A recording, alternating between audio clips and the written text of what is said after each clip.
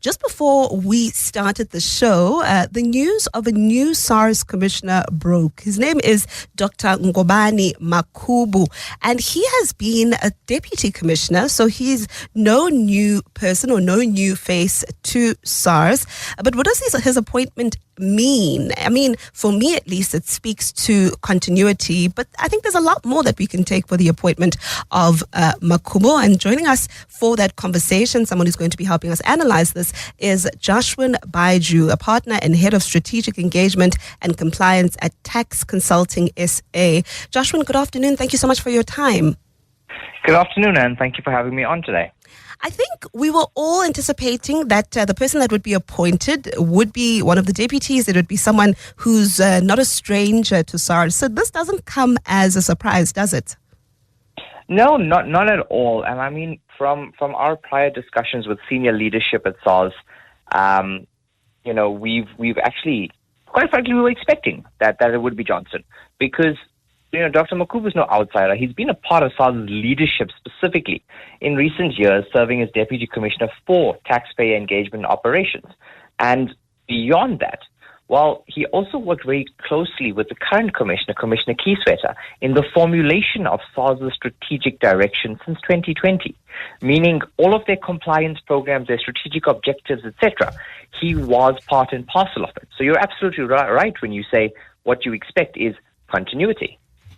And Kieswetter has been praised really for the turnaround that he's managed to achieve at SARS. And I suppose all of us have been wondering what's it going to take to maintain this at least. I mean, it would be better if it could be improved, right? And we see an increase really as it comes to the new collections. But what does this appointment mean really for that continuity and continuing with the strategy that has been applied?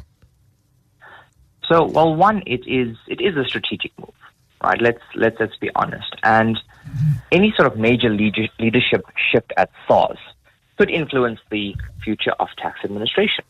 Well, what this means for taxpayers is, one, it signals continuity, two, improved efficiency, and three, a continued focus on compliance in the years ahead.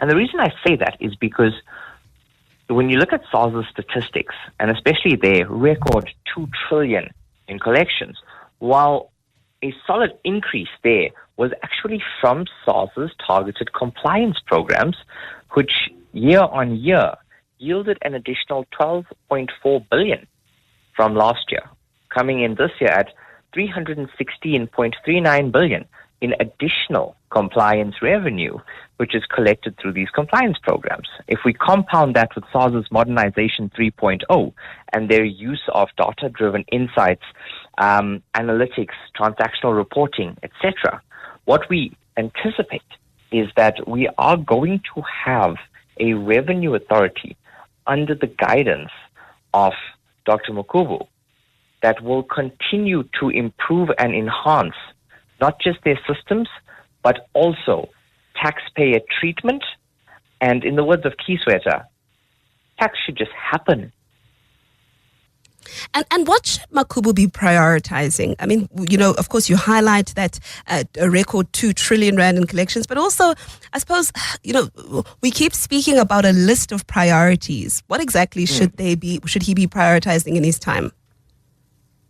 Well, I mean, one prioritization is always the collection of tax revenue. I mean, it's literally SARS' mandate. But if we look at our current tax buoyancy sitting at 1.7, well, we're highly buoyant.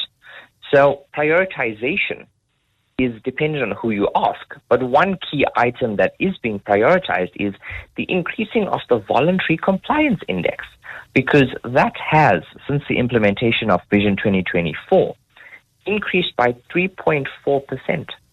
And that is a case of taxpayers now, because of system upgrades and basically their tax user experience being more streamlined, now voluntarily coming forward to be compliant, to pay their taxes instead of kind of hiding in the shadows.